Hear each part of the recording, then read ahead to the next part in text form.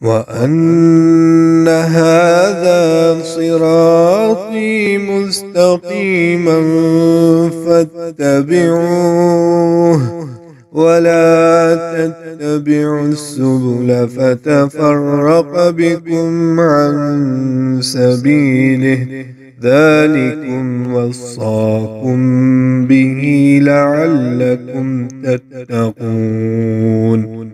أعوذ بالله من الشيطان الرجيم.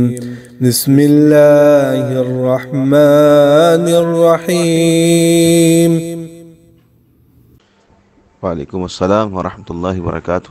بھائی کا سوال ہے کہ مرنے کے بعد روحیں کہاں جاتی ہیں؟ کیا قبر میں عذاب روح کو ہوتا ہے جسم کو؟ بسم اللہ والحمد للہ والصلاة والسلام علی رسول اللہ، اما بعد۔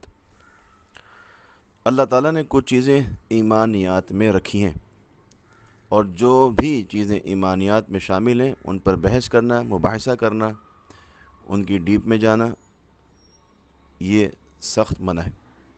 جس طرح تقدیر ہے، اس کا تعلق ایمان کے ساتھ ہے، تقدیر کو قریدنا، اس پر بحث و مباحثہ کرنا منع ہے۔ جنت ہے، اس پر بحث و مباحثہ کرنا، اس کو قریدنا، اس پر سوالات اٹھانا، جہنم کے اوپر۔ اسی طرح قبر بھی اللہ نے مخفی رکھی ہے، اس کے اندر جو کچھ ہوتا ہے اس کو اللہ نے چھپایا ہے، اور جتنی بھی ایمانیات کی چیزیں وہ نظر نہیں آتی۔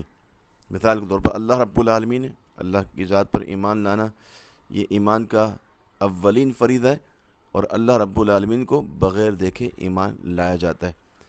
اسی طرح رسول ہیں، فرشتے ہیں، اور پچھلی کتابیں ہیں، اور یہ سب کچھ۔ اللہ تعالیٰ نے قرآن مجید کی شروعات کے اندر یہ بات فرمائی، الف لام میم ذالک الکتاب لا ریب فیہ ھدی للمتقین الذین یؤمنون بالغیب۔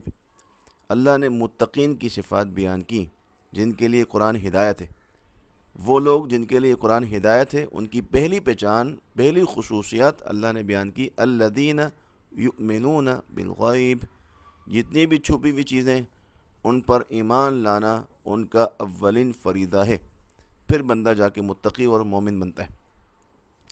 رسول اللہ صلی اللہ علیہ وسلم کی حدیث ہے صحیح بخاری میں، کتاب الجنائز میں، اور صحیح مسلم کے اندر، سنن ابو داؤد کے اندر، اسی طرح مسند احمد کے اندر یہ حدیث ہے صحیح سند کے ساتھ۔ نبی علیہ السلام کے الفاظ ہیں، عذاب القبر حق۔ آپ نے فرمایا کہ قبر کا عذاب حق ہے۔ جس چیز کو اللہ اس کا رسول صلی اللہ علیہ وسلم حق فرما دیں، سچ کہہ دیں، تو اس میں تردد، اس میں شک و شبہ، اس کو قریدنا، یہ بندے کو ایمان سے خالی کر دیتا ہے۔ اس لیے قبر کے عذاب پر ایمان لانا چاہیے، اس کی کیفیت، اس کا جو معاملہ ہے جس طرح بیان ہوا اسی طرح من وعن تسلیم کرنا چاہیے۔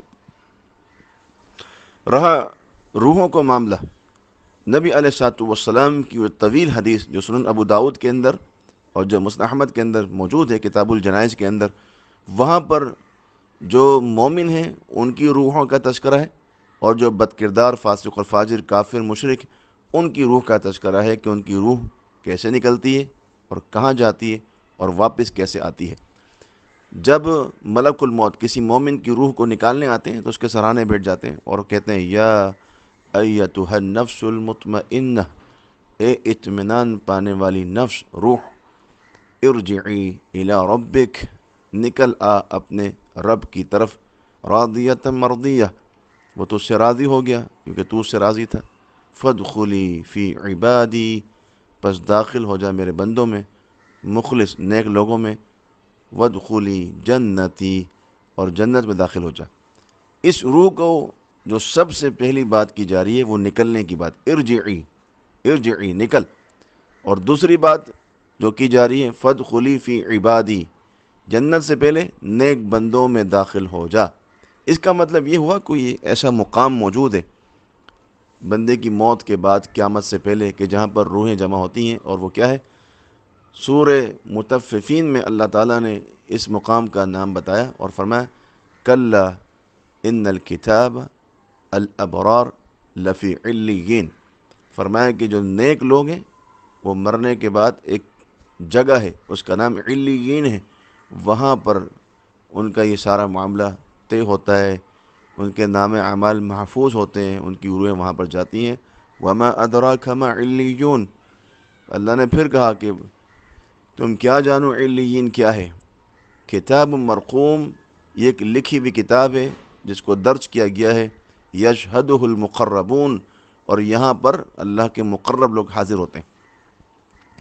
تو جب بندہ مر جاتا ہے، اس کی نیک بندے کی روح نکلتی ہے تو یہ پہلے آسمان پر جاتی ہے، اور آسمان کے فرشتے اس کو لیتے ہیں، اور یہ پہلے آسمان، دوسرے، تیسرے، چوتھے، پانچویں آسمان سے ہوتی ہوئی ساتویں آسمان پر پہنچتی ہے۔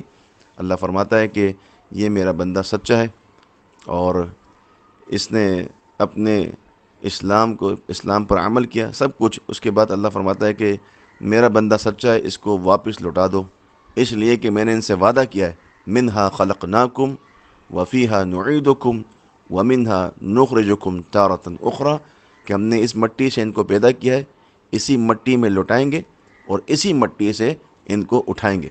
اللہ فرماتا ہے ہم نے ان سے یہ وعدہ کیا ہے، تو ان کو واپس لے جاؤ۔ پھر اس روح کو واپس اس کی جسم کی طرف لوٹایا جاتا ہے۔ یہ صحیح بخاری میں بھی الفاظ ہیں، صحیح مسلم میں بھی، ابو داؤد میں طویل حدیث ہے، اور مسلم احمد کے اندر بھی یہ طویل حدیث ہے۔ تو یہ روح واپس آتی ہے اور اس کی جسم میں داخل ہوتی ہے، اور اس کے بعد جب لوگ جا رہے ہوتے ہیں اور وہ چلے جاتے ہیں تو منکر نکیر، جو یہ فرشتے ہیں دو، وہ قبر میں آتے ہیں اور اس کو اٹھا کر بٹھاتے ہیں۔ اس کا مطلب یہ ہوا کہ جب روح ہوتی ہے تو بندہ پھر زندہ ہو جاتا ہے، تو قبر میں اس کا یہ معاملہ اور یہ چلتا ہے سوال جواب کا۔ پھر اس کے بارے میں خوشخبری سنائی جاتی ہے، پھر اس سے کہا جاتا ہے کہ سو جا، جس طرح ایک دلہن سوتی ہے، اور قیامت تک اپنی سکون کی نیند سو جا۔ پھر وہ کہتا ہے اللہ تعالیٰ قیامت قائم کر دے جلدی، تاکہ میں جس طرح یہاں راحت محسوس کر رہا ہوں تو کہ میں اپنا ٹھکانہ جنت بھی دیکھ لوں اور وہاں داخل ہو جاؤں۔ تو اس سے کہتا ہے کہ اب سو جاؤ، جب قیامت قائم ہوگی اس کے بعد تمہیں اٹھایا جائے گا۔ اسی طرح جو بد کردار لوگ ہیں، فاسق اور فاجر، کافر، مشرک، ان کے بارے میں حدیث میں کہ ان کی روح نکالی جاتی ہے اور ان سے کہا جاتا ہے یا ایتھا النفس الخبیثہ، اے خبیث روح، اے ناپاک روح، اللہ کو ناراض کرنے والی روح، نکل اللہ کی ناراضگی کی طرف، اس کے غضب کی طرف نکل، اس کے غصے کی طرف نکل۔ تو وہ روح چھپتی چھپاتی ہے جسم میں، حتیٰ کہ اس کو گھسیٹ کر نکالا جاتا ہے جسم سے۔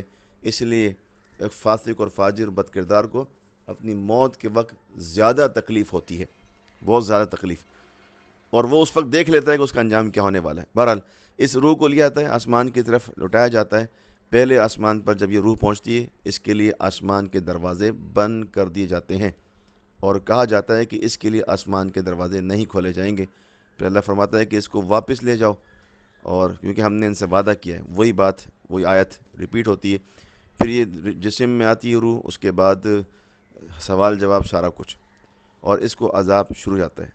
ان کی روحیں کہاں جاتی ہیں؟ تو اللہ تعالیٰ نے سورہ مطففین کے اندر ہی بات فرمائی، کلا ان الکتاب الفجار لفی سجین، کہ جو فجار ہوتے ہیں، جو بد کردار گناہ گار لوگ ہیں، تو ان کے لیے اللہ نے ایک جگہ مقرر کی ہے، اس کا نام ہے سجین۔ یہ سجین سجن سے نکلا ہے، اس کا معنی ہے قید خانہ، جیل، اور اس کا جو دوسرا معنی، اصطلاحی معنی، وہ یہ ہے کہ سجین اس مقام کا نام ہے جہاں پر باقاعدہ ان کے اعمال محفوظ کیے جاتے ہیں قیامت تک، اور ان کی روحوں کو وہاں پر چھوڑا جاتا ہے قیامت تک۔ اور یہ جو ان پر عذابات ہے برے لوگوں پر یا نیک لوگوں پر، جو اللہ تعالیٰ کشادگی فرماتا ہے اور جنت کی کھڑکی، سارا کچھ، یہ سب کچھ غیب کا معاملہ ہے۔ اگر آپ قبر کھول کے دیکھیں کسی کی، تو آپ کو یہ اس میں سے کچھ بھی نہیں دکھے گا، اور آپ کہیں گے کہ جناب یہ تو ایسی بات ہے اور اندر تو کچھ بھی نہیں ہے۔ نہیں میرے محترم بھائیوں، بات دراصل یہ ہے کہ جو قبر کا عذاب ہے یا یہ قبر کی راحت ہے، اس میں جو کچھ بھی ہوتا ہے، ایک مسلمان اور ایک مومن بندہ اپنے آقا علیہ الصلوۃ والسلام کی بات پر ایمان لاتا ہے، اور آمنا و صدقنا کہتا ہے، ہم ایمان لائے اور ہم سچا جانتے ہیں۔ جب وہ سچا جانتا ہے تو پھر تردد کا شکار نہیں ہوتا، شک اور شبے کا شکار نہیں ہوتا، پھر سوالات اعتراضات نہیں کرتا۔ سوال اعتراض اللہ اس کے رسول صلی اللہ علیہ وسلم کی بات پر وہی کرتے ہیں جن کے دلوں کے اندر ٹیڑھ پن ہوتا ہے، جن کے دلوں کے اندر کجی ہوتی ہے، جن کے دلوں کے اندر مرض ہوتا ہے، فی قلوبہم مرض فزادہم اللہ مرضا، ان کے ان سوالوں سے اور ان کا مرض بڑھ جاتا ہے، اور جب یہ مرض طویل ہو جائے، بہت زیادہ ہو جائے، تو پھر ختم اللہ علی قلوبہم وعلی سمعہم وعلی ابصارہم غشاوہ، تو پھر ان کے دلوں پر مہر لگ جاتی ہے، پھر ان کو کچھ سمجھ نہیں آتا کہ یہ حقیقت پر مبنی بات ہے یا ایسی ہی بات ہے۔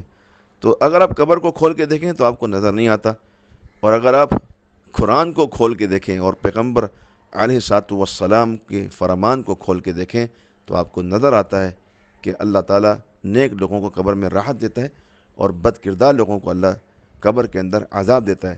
یہی وجہ ہے کہ رسول اللہ صلی اللہ علیہ وسلم اپنی ہر نماز، نفل ہو، سنت ہو، فرض ہو، عید کی نماز ہو، عید الاضحیٰ کی نماز ہو، تہجد ہو، اشراق ہو، الغرض کوئی بھی نماز ہو، اس کے آخری تشہد کے اندر آپ التحیات کے بعد، مسنون دعاؤں کے بعد ایک دعا پڑھتے تھے، اس میں الفاظ یہ ہوتے تھے: اللہم انی اعوذ بک من عذاب القبر واعوذ بک من عذاب جہنم واعوذ بک من فتنة المسیح الدجال واعوذ بک من فتنة المحیا والممات اللہم انی اعوذ بک من المأثم والمغرم۔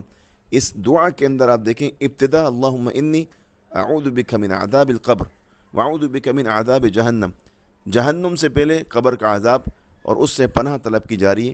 نبی علیہ الصلوۃ والسلام اللہ کے رسول، معصوم عن الخطا، کہ آپ پر کوئی غضب نہیں ہے، آپ پر کچھ بھی نہیں ہے ایسا معاملہ جو انسانوں کے پر ہوتا ہے، آپ پاکیزہ، مطہرہ، اور آپ دودھ سے دھلے ہوئے نبی علیہ السلام، مقرب، محبوب، اس کے باوجود آپ اللہ تعالیٰ سے عذاب قبر کی پناہ مانگ رہے ہیں۔ اس کا مطلب یہ ہوا کہ قبر میں کچھ نہ کچھ تو ہوتا ہے۔